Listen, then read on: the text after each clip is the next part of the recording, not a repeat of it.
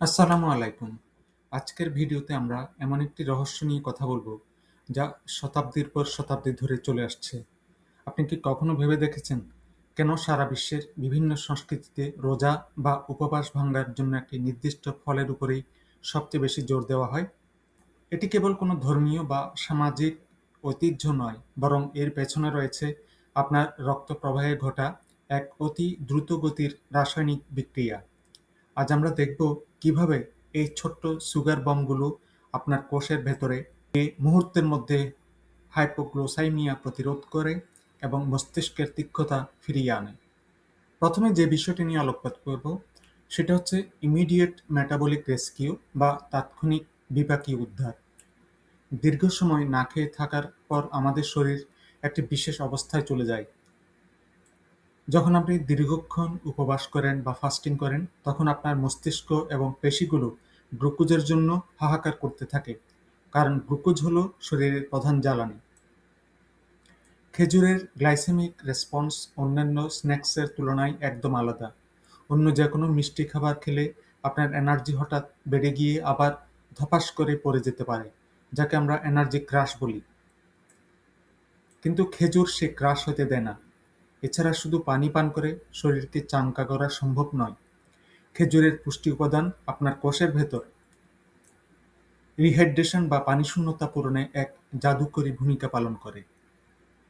খেজুরের ভেতরে রয়েছে ফ্রুক্টোজ এবং গ্লুকোজের এক চমৎকার অনুপাত। গ্লুকোজ আপনাকে দেয় তাৎক্ষণিক শক্তি, আর ফ্রুক্টোজ সে শক্তিকে ক্ষণ ধরে রাখতে সাহায্য করে। অনেকে ভয় পান যে এত মিষ্টি ফল খেলে কি ইনসুলিন স্পাইক হবে? উত্তর হলো না, কারণ খেজুরের উচ্চ ফাইবার কন্টেন্ট বা আঁশ একটি প্রাকৃতিক ব্রেক হিসেবে কাজ করে। এটি রক্তে চিনি মেশার গতিকে নিয়ন্ত্রণ করে। এর ফলে ভারী খাবার খাওয়ার পর যে অলসতা বা ঝিমুনি ভাব আসে, খেজুরের বিশেষ আণবিক কাঠামোর কারণে তা ঘটে না। ফাস্টিং বা উপবাসের শেষ কয়েক ঘন্টায় আমরা যে ব্রেইন ফগ বা মাথা ঘোরা এবং পেশির দুর্বলতা অনুভব করি, তার মূল কারণ হলো ইলেকট্রোলাইটের অভাব। খেজুরে আছে প্রচুর পরিমাণ পটাশিয়াম, যা আপনার হৃৎপিণ্ডের ছন্দ এবং শরীরের ইলেকট্রিক্যাল সিগন্যালিং সিস্টেমকে পুনরায় চালু করে। পাশাপাশি এতে থাকা ম্যাগনেসিয়াম শরীরের প্রধান এনার্জি কারেন্সি বা এটিপি অ্যাক্টিভেট করতে সাহায্য করে। এই খনিজগুলো একসাথে মিলে আপনার স্নায়ুতন্ত্রকে সজাগ করে তোলে এবং মুহূর্তেই ক্লান্তি দূর করে। ভারী খাবার খাওয়ার আগে আপনার পাকস্থলীকে প্রস্তুত করা প্রয়োজন। খেজুর অনেকটা ওয়েক আপ কল হিসেবে কাজ করে। এটি পাকস্থলীর এনজাইম উৎপাদন শুরু করতে সংকেত দেয়। খেজুরের পলিফেনল এবং অ্যান্টিঅক্সিডেন্টগুলো উপবাস থেকে খাওয়ার ট্রানজিশনের সময় শরীরের অক্সিডেটিভ স্ট্রেস কমিয়ে দেয়। এছাড়া এতে থাকা বিশেষ ট্যানিন আপনার অন্ত্রের আস্তরণকে শান্ত রাখে। ফলে প্রথম খাবার খাওয়ার পর পেট ফাঁপা বা অস্বস্তি হয়, তা থেকে আপনি মুক্তি পান। 2026 সালের আধুনিক পুষ্টিবিজ্ঞান এবং মেটাবলিক ডাটা বলছে খেজুর দীর্ঘমেয়াদী মেটাবলিক ফ্লেক্সিবিলিটি বা বিপাকীয় নমনীয়তা উন্নত করে। কিন্তু কতটুকু খাবেন? বায়োহ্যাকিং টিপস অনুযায়ী ক্যালোরির ভারসাম্য বজায় রেখে এবং সর্বোচ্চ রিকভারি পেতে সাধারণত 1 থেকে 3টি খেজুরই যথেষ্ট।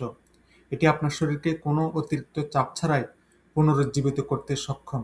তাহলে প্রিয় বন্ধুরা, বুঝতেই পারছেন কেন হাজার বছর ধরে এই একটি ফলই উপবাস ভাঙ্গার শ্রেষ্ঠ উপায় হিসেবে স্বীকৃত।